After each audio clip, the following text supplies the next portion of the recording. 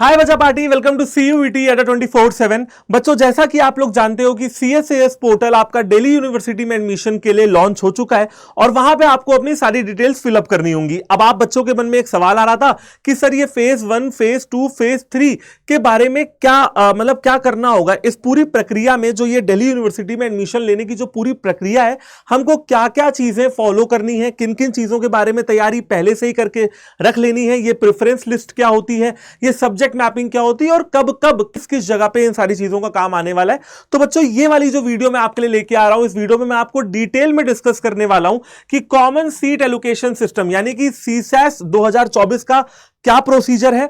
Delhi university में admission लेने के लिए आपको फेज 1, फेज 2 और फेज 3 की प्रक्रिया से जो गुजरना है, तो उसमें आप लोग को क्या क्या करना पड़ेगा। सबसे पहली बात तो ये आप लोग को पता होनी चाहिए बेटा कि जब आप दिल्ली यूनिवर्सिटी की बात करते हो, भाई मोस्ट रिनाउंड यूनिवर्सिटी है, बहुत बड़ी यूनिवर्सिटी है। एंड कुछ एक आध दो चीजें जो आपको पता होनी चाहिए वो ये है कि 79 UG programs Delhi university offer कर रही है। इसके अलावा 183 तो सिर्फ BA प्रोग्राम कॉम्बिनेशन है DU के पास। साथ ही साथ 71,000 से भी ज्यादा UG सीट्स अवेलेबल है, जिनमें आपको कंपटीशन पास करके पेपर तो अब हो गया है, कंपटीशन को थोड़ा काट के आपको एडमिशन लेना है। और 69 कॉलेजेस और डिपार्टमेंट हैं दिल्ली यूनिवर्सिटी के अंदर। ये तो हो गई कुछ बेसिक चीजें। अब आते हैं CSAS पोर्टल फेज 1 के बारे में। जो फेज 1 अभी चल रहा है उसमें आप लोगों को क्या क्या चीजें करनी होंगी। सबसे पहली बात तो ये जो आपका ये फेज 1 है, ये प्रोफाइल बिल्डिंग फेज है। जैसे आपने CUET का फॉर्म भरा था और आपने पूरी की पूरी प्रोफाइल बिल्डअप की थी, बिल्कुल वैसे ही दिल्ली यूनिवर्सिटी के CSAS पोर्टल में आप लोग को अपनी प्रोफाइल बिल्डअप करनी है फेज 1 के अंदर, जिसमें जो सबसे पहला स्टेप है बेटा वो है पर्सनल इंफॉर्मेशन सेक्शन। अब यहां पे आपको अपना नाम, फोटोग्राफ, सिग्नेचर एडिट करने का ऑप्शन नहीं दिया जाएगा, क्योंकि ये ऑटो इंटीग्रेट हो जाएगा जो आपने CUET 2024 के फॉर्म में भरा होगा। जैसे मेरा नाम हर्ष है, मेरी फोटो और मेरा सिग्नेचर जो मैंने CUET 2024 के फॉर्म में भरा है, बिल्कुल वही कॉपी हो जाएगा दिल्ली यूनिवर्सिटी के CSAS पोर्टल में। ये बात आप लोग को समझ में आ गई होगी। हाँ, बाकी की जो चीजें हैं, बाकी की जो आपका प्रोफाइल है, वो आप थोड़ा बहुत एडिट कर सकते हैं। ठीक है। अब जैसे ही आपने पर्सनल इंफॉर्मेशन को फिलअप किया, फर्स्ट स्टेप आपका कंप्लीट हुआ, आप आते हो सेकंड स्टेप में, जहां पे आपको करना है एकेडमिक इंफॉर्मेशन सेक्शन। ये जो सेक्शन है, यहां पे आपको अपनी एकेडमिक इंफॉर्मेशन इनको कन्वे करनी है। अब एकेडमिक इंफॉर्मेशन में होगा क्या बेटा, क्लास 12 का पेपर दे दिया है ना, और क्लास 12 का रिजल्ट भी आ गया, तो लगभग सारे ही board, UP board, Bihar board, CBSE board, ICSE board, ISC board, सबके रिजल्ट आ गए। तो आप किसी भी बोर्ड से हो, आपके पास आपका रिजल्ट हाथ में होगा। आपको क्या करना है, यहां पे क्लास 12 के जितने भी हर सब्जेक्ट के मार्क्स आए आपके, वो आपको डिस्क्लोज करने होंगे, फिलअप करने होंगे इस पोर्टल में जाके। और हां, ये स्टेप मैंडेटरी है। ठीक है, ओके। अब आता है थर्ड स्टेप। अगर आप ECA कैटेगरी में, स्पोर्ट्स सेक्शन की कैटेगरी में फॉर्म फिलअप करना चाह रहे हो, तो आप वो भी कर सकते हो। ये हो गया आपका थर्ड स्टेप। अब आते हैं फोर्थ स्टेप में, आपको अपने डॉक्यूमेंट अपलोड करने हैं। और ध्यान रखिएगा, डॉक्यूमेंट जो अपलोड आप करेंगे बेटा, वो वैलिड हो और लेजिटिमेट हो, यानी कि बिल्कुल सही डॉक्यूमेंट हो। और हां, जो डॉक्यूमेंट की डेट्स है, जैसे कि आपका मान लीजिए कोई सर्टिफिकेट लग रहा है ना, या मान लीजिए OBC NCL का सर्टिफिकेट लग रहा है, या SC ST का कास्ट सर्टिफिकेट लग रहा है, उसमें जो डेट है वो वैसी ही होनी चाहिए जैसा दिल्ली यूनिवर्सिटी ने अपनी इंफॉर्मेशन बुलेटिन में पहले ही आप लोग को बता दी थी, जिसके बारे में हम टीचर्स ने आप लोग को बताया भी था। तो डेट वैलिड होनी चाहिए, लेजिटिमेट होनी चाहिए। बाकी के डॉक्यूमेंट्स में मतलब कोई फ्रॉड या कोई भी उसमें रॉन्गफुल इंफॉर्मेशन नहीं होनी चाहिए। जो इंफॉर्मेशन हो वो बिल्कुल सही हो, बिल्कुल उचित हो, as per the provisions of university of Delhi. जहां जहां UOD लिखा हुआ है, तो आप समझ जाना कि वहां पर यूनिवर्सिटी ऑफ दिल्ली की बात हो रही है। जो भी इनके प्रोविजंस है, जो आप लोग को पहले से पता है। फिर आता है बेटा पांचवा स्टेप, जहां पे आप अपने फॉर्म को प्रीव्यू करते हो। देखो, फॉर्म भरने से पहले 2-3 बार उसको देख लेना, सारी डिटेल्स एक बार भर लेना, कुछ मतलब देख लेना। उसके बाद अगर कोई स्पेलिंग मिस्टेक है तो वो सारी चीजें आप चेक कर सकते हैं। और फॉर्म को प्रीव्यू करने के बाद आता है फीस पेमेंट का ऑप्शन। अब आपके मन में सवाल आएगा, सर फीस है कितनी? चलिए उसको एक बार आपको बता देता हूं। फिलहाल आप ये 5-6 स्टेप आराम से समझ लीजिए और मतलब कैसे कैसे करना है, एक बार इसको कहीं ना कहीं कॉपी में नोट कर लीजिए। जब आप फिल करने जाएंगे तो आपको सारी चीजें पता रहेंगी। ठीक है। अब अगर मैं फीस की बात करता हूं, एप्लीकेशन फीस की बात करता हूं, तो देखो बेटा, अनरिजर्व कैटेगरी यानी कि जनरल कैटेगरी, OBC NCL, या economically weaker sections EWS category में जो नॉमिनल फीस 250 रुपए की है वो आपको पे करनी है। अगर आप फॉल कर रहे हो एससी एसटी या पीडब्ल्यूबीडी कैटेगरी में तो आपको नॉमिनल फीस 100 रुपीज की पे करनी है। हाँ, अगर आप लोग ईसीए कोटा, स्पोर्ट्स कोटा या फिर सुपर न्यूमररी कोटा में अप्लाई कर रहे हो तो आपको 100 रुपए एक्स्ट्रा देने पड़ेंगे। जैसे मान लीजिए आप 250 दे रहे हो तो 100 रुपए और यहां पे ऐड हो जाएंगे। ये बात आप लोग समझ लीजिए। तो आप फीस वाला नोट कर सकते हैं कि आपकी फीस कितनी पड़ेगी। मान लीजिए आप जनरल कैटेगरी में फॉल कर रहे हो तो 250 रुपए आपको सीएससीएस पोर्टल में फीस पेमेंट करनी होगी। तो ये तो हो गया भैया फेज 1 कंप्लीट सीसैस पोर्टल का। अब आते हैं सीसैस पोर्टल का फेज 2। और फेज 2 जैसे फेज 1 जो था वो था प्रोफाइल बिल्डिंग फेज, वैसे ही फेज 2 जो है वो है प्रेफरेंस फिलिंग फेज, है ना। यहां पे आपको अपनी प्रेफरेंस भरनी है, कॉलेज की प्रेफरेंस, कोर्स की प्रेफरेंस, ये सारी चीजें आपको भरनी होंगी। अब कैसे कैसे क्या क्या भरना है, किन चीजों को ध्यान में रखना है, मैं आपको बताऊंगा, ध्यान से सुनना। Second phase will commence after the declaration of CUET UG result. क्या आपका अभी सीयूटी यूजी का रिजल्ट आ चुका है? नहीं, इसीलिए कह रहा हूं सीयूटी यूजी के रिजल्ट के बाद सेकेंड फेज कमेंट होगा। जानकारी आप पहले ही लेके रख लीजिए, ये चीजें आप आराम से बैठ के नोट कर लीजिए, ठीक है। अभी आपका फेज 1 के ऊपर आपको काम करना है। जब एक बार रिजल्ट आ जाएगा फिर आपका फेज 2 ओपन हो जाएगा। अब फेज 2 में करना क्या क्या है वो मैं आपको बता देता हूं। देखिए, सबसे पहला स्टेप है बेटा फेज 2 का, वो है candidate to log in to dashboard. आपको अगेन अपने सीसैस पोर्टल के डैशबोर्ड को लॉगिन करना होगा अपनी बेसिक इंफॉर्मेशन को डाल के। अच्छा, ध्यान से सुनिएगा, university of Delhi normalized scores NTA के द्वारा उठा लेगी। जो एनटीए ने आपका स्कोर दिया है ना, वो यूनिवर्सिटी ऑफ दिल्ली के पास आ जाएगा सेकेंड फेज के अंदर, जिसके द्वारा आपकी मेरिट कैलकुलेट की जाएगी। अब आता है पॉइंट नंबर 2, स्टेप नंबर 2, जो कि है सब्जेक्ट मैपिंग। यहां पे मैंने रेड कलर का स्टार लगा रखा है क्योंकि ये बहुत इंपॉर्टेंट स्टेप होने वाला है।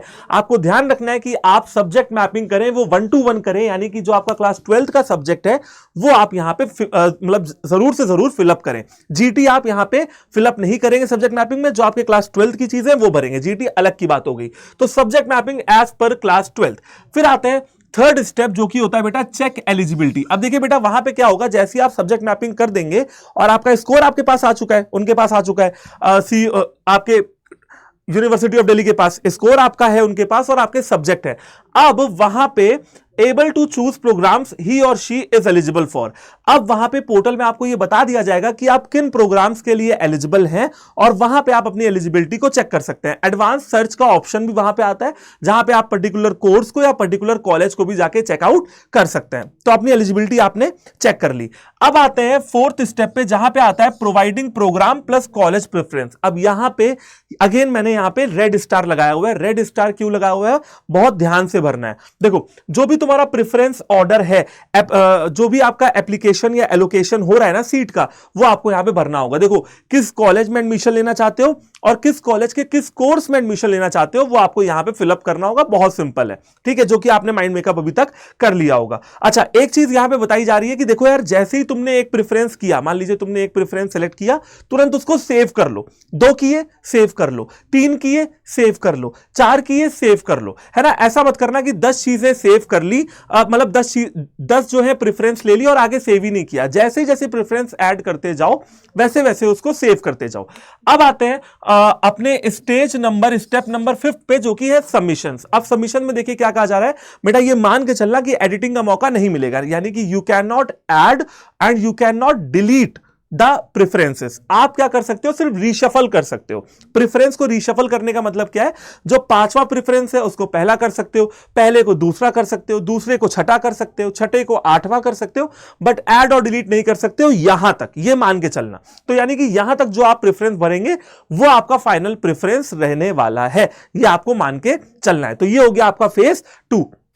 अब यहां पे कुछ एडवाइस है जो दिल्ली यूनिवर्सिटी के माध्यम से आप तक पहुंचाई जा रही है, वो क्या है एक बार इनको देख लेते हैं। और ये एडवाइस बहुत इंपॉर्टेंट है और आपको इनको फॉलो करना ही करना चाहिए। सबसे पहली बात तो ये कि select as many programs as possible. आप जितने प्रोग्राम सेलेक्ट कर सकते हैं कर लीजिए, ठीक है। फिर क्या लिखा हुआ है, fill maximum number of preferences. जितने ज्यादा प्रेफरेंसेस भरना चाहें भर सकते हैं और अच्छा यही होगा। कायदा यही कहता है कि आप ज्यादा से ज्यादा प्रेफरेंसेस और ज्यादा से ज्यादा प्रोग्राम्स को जरूर से जरूर फिलअप करें, कहीं ना कहीं तो एडमिशन होगा ही होगा। अब आगे आते हैं, आप ऐड और डिलीट प्रेफरेंसेस को नहीं कर सकते हो। हां, अगेन वही बात है, रीशफल कर सकते हो। ठीक है, इसीलिए जो प्रेफरेंसेस डालनी है वो सोच समझ के फेज 2 के अंदर डालनी है। अब आते हैं do not wait for last date. बेटा लास्ट डेट के लिए वेट नहीं करना है, हालांकि मिड एंट्री होती है जहां पे आपका 1000 रुपए फीस और पड़ेगी। ठीक है, लेकिन हम क्यों करें मिड एंट्री का वेट? ठीक है, हम मिड एंट्री का वेट नहीं करेंगे और हम लास्ट डेट का वेट नहीं करेंगे, तो 1000 रुपए भी हमारे बचेंगे, हमारा समय बचेगा और हमारा सरदर्द खत्म होगा। तो मिड एंट्री होती है जहां पे 1000 रुपए के चार्जेस देने पड़ते हैं, लेकिन उसका वेट नहीं करेंगे, लास्ट डेट का वेट नहीं करेंगे, हम सही समय पे अपने प्रेफरेंसेस को ऐड ऑन करेंगे। Arrange the preference order of programs plus college very carefully. जो भी प्रोग्राम्स और जो भी कॉलेजेस आप फिलअप कर रहे हो, बहुत कायदे से, बहुत केयरफुली आपको करना है। जैसे मेरा मन है कि मैं आत्माराम सनातन धर्म कॉलेज में जाऊं, एडमिशन लूं, तो मैं चेक कर लूंगा बार बार कि मैंने वो अपनी प्रेफरेंस में भरा हुआ है और उस कॉलेज का कौन सा कोर्स मेरे प्रेफरेंस में है, ये मैं बार बार चेक कर लूंगा। तो ये आप लोग के लिए एडवाइस है, ये चीजें आप लोग एक बार ध्यान में रख लेना। आगे आते हैं और बात करते हैं फेज 3 की। अब देखिए फेज 3 में क्या है कि बिफोर फर्स्ट राउंड, देखिए फर्स्ट राउंड ऑफ एलोकेशंस और एडमिशंस होने से पहले university of Delhi declares simulated ranks based on preferences on your dashboard. देखिए दिल्ली यूनिवर्सिटी क्या करेगी, आपकी एक सिमुलेटेड रैंक निकाल देगी। ठीक है, सिमुलेटेड रैंक का मतलब होता है कहीं ना कहीं रिलेटेड टू आपका जो एक्चुअल रैंक होगी। तो सिमुलेटेड रैंक निकाल देगी आपके प्रेफरेंसेस के बेसिस पे, और ये चीजें आपको आपके डैशबोर्ड पे, अब आपके मन में सवाल आएगा ना सर ये सारी चीजें दिखेंगी कहां, तो बेटा ये सारी की सारी चीजें आपको आपके डैशबोर्ड पे नजर आने वाली हैं। ठीक है, जो आपकी रैंक होगी, और फिर लगभग कपल ऑफ डेज के लिए, 2-3 दिनों के लिए आपका एक बार और ये पोर्टल खुलेगा और आपको लास्ट अपॉर्चुनिटी दी जाएगी। जैसे मैंने पिछली बार कहा था ना कि मान के चलो कि आखिरी अपॉर्चुनिटी है, मिल जाती है तो अच्छी बात है, अभी मिल गई, लास्ट अपॉर्चुनिटी आपको दी जाएगी। आप रिवाइज कर लीजिए, ऐड कर लीजिए, डिलीट कर लीजिए, रीशफल कर लीजिए, रीऑर्डर कर लीजिए अपने प्रेफरेंसेस को। और अगर आप एडिटिंग नहीं करते हैं, ऐड डिलीट रीशफल रीऑर्डर नहीं करते हैं, तो जो आपकी लास्ट प्रेफरेंस है उसको ऑटो लॉक कर दिया जाएगा। जो आपने लास्ट में जो चीजें भरी हुई हैं वो आपकी ऑटो लॉक हो जाएंगी, वो आपकी सेव हो जाएंगी। थर्ड स्टेप आता है saved preferences final basis for admission. और जो आपकी प्रेफरेंसेस आप सेव करेंगे वो पूरे एडमिशन और एलोकेशन ऑफ सीट की प्रक्रिया तक आपका साथ नहीं छोड़ेगी, फिर उसी के माध्यम पे, उसी के बेस पे आपका एडमिशन होगा। यानी कि प्रेफरेंसेस को ध्यान से भरना है और सेव करने के से पहले सारी चीजें एक बार चेक कर लेनी, क्योंकि फाइनल एडमिशन उसी के बेसिस पे होता है। ये सब करने के बाद आपको ये पता होना चाहिए कि जो एलोकेशन होता है या जो एडमिशन होता है सीट का, आप लोग के मन में सवाल होगा कि सर ये सीट एलोकेशन या ये एडमिशन होता कैसे है, तो ध्यान से सुनिएगा। सबसे पहले आपकी जो प्रोग्राम स्पेसिफिक मेरिट है, जिस प्रोग्राम में आप एडमिशन लेना चाहते हो, जैसे बीकॉम ऑनर्स की कट ऑफ ऑब्वियस सी बात है ज्यादा हाई जाएगी। ठीक है, category under reserved, OBC, NCL, OBC, SC, ST, EWS, PWBD, किस कैटेगरी में आप फॉलो कर रहे हो वहां से कट ऑफ जज होती है। और ऑब्वियस सी बात है उस कॉलेज में, उस पर्टिकुलर प्रोग्राम के अंदर कितनी सीट उस कॉलेज के द्वारा ऑफर की जा रही है, वहां से आपकी कट ऑफ जो होती है वो आपकी सामने निकल के आएगी। ठीक है, अब आते हैं फेज 3 पे कि आपको फेज 3 के अंदर करना क्या होगा। ध्यान से सुनिएगा। देखिए सबसे पहले आपको एक सीट एलोकेट की जाएगी। मान लीजिए लेट्स टेक एन एग्जांपल कि आपको दिया गया हंसराज कॉलेज, और आपका हंसराज कॉलेज में आपको मिल गया बीकॉम ऑनर्स। मान लीजिए मैं एडमिशन ले रहा हूं, मुझे हंसराज कॉलेज में बीकॉम ऑनर्स मिल जाता है, भाई मुझे मेरी सीट एलोकेट हो गई। अब मेरे पास दो ऑप्शन है, या तो मैं एक्सेप्ट कर लूं या तो मैं कोई एक्शन ना लूं।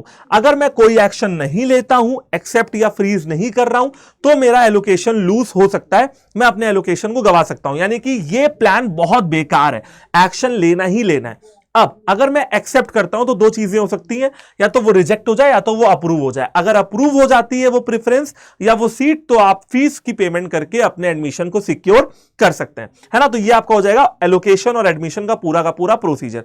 तो आपको जैसे ही कोई सीट एलोकेट हो, आप तुरंत उसको एक्सेप्ट कर सकते हैं। अप्रूव हो जाता है तो वो फीस पेमेंट आप करके अपना एडमिशन सिक्योर वहां पे कर सकते हैं।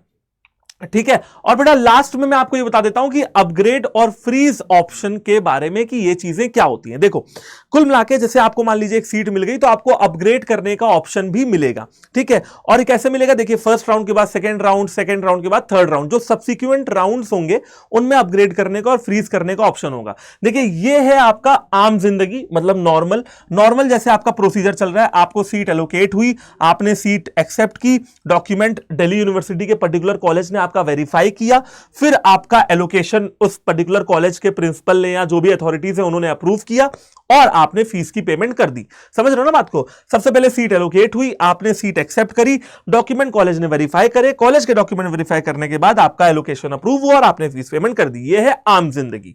लेकिन अब आप चाहते हो नहीं यार, क्योंकि सब्सिक्वेंट राउंड हो रहे हैं, मुझे अपनी सीट को अपग्रेड कराना है एक बेटर कॉलेज के बेटर कोर्स में। इन दैट केस आपके पास दो ऑप्शन होते हैं, अपग्रेड और फ्रीज का। आप चाहो तो अपनी पर्टिकुलर सीट को फ्रीज कर सकते हो और चाहो तो उसको अपग्रेड कर सकते हो। अगर अपग्रेड करोगे तो राउंड N+1 में चले जाओगे, ठीक है, मतलब मेंटोस जिंदगी हो जाएगी यहां पे। तो allocation as per merit and availability of seat, तो जो भी आपकी मेरिट होगी ना, जितना आप अपग्रेड करना चाहो वहां तक आप अपग्रेड कर सकते हो अपने मेरिट के हिसाब से और कॉलेज में सीट अवेलेबिलिटी के हिसाब से, ठीक है। एक बात और यहां पे ध्यान रखेंगे कि अगर आप कोई एक्शन नहीं लेते हैं तो भी वो फ्रीज माना जाएगा। जैसे मान लीजिए भाई मुझे हंसराज कॉलेज का बीकॉम ऑनर्स मिला, मैंने कोई एक्शन नहीं लिया, तो भी वो फ्रीज माना जाएगा कि हाँ भाई मुझे अब इसी में एडमिशन लेना होगा। आई होप बच्चा पार्टी की आप लोग को ये वीडियो अच्छी लगी होगी एंड आपको ये वीडियो बहुत ज्यादा इंफॉर्मेटिव लगी होगी। थैंक यू वेरी मच इस सेशन को देखने के लिए। इस सेशन को अपने सारे दोस्तों तक शेयर कर दो ताकि सभी को ये पूरा फेज 1, फेज 2 और फेज 3 की प्रोसीजर के बारे में पता लग जाए। और कमेंट करके जरूर से जरूर बताओ अगर तुम्हारा कोई भी कंफ्यूजन हो, मैं कोशिश करूंगा कि उस कंफ्यूजन को भी दूर करूं। Thank you very much, all the very best and जय हिंद।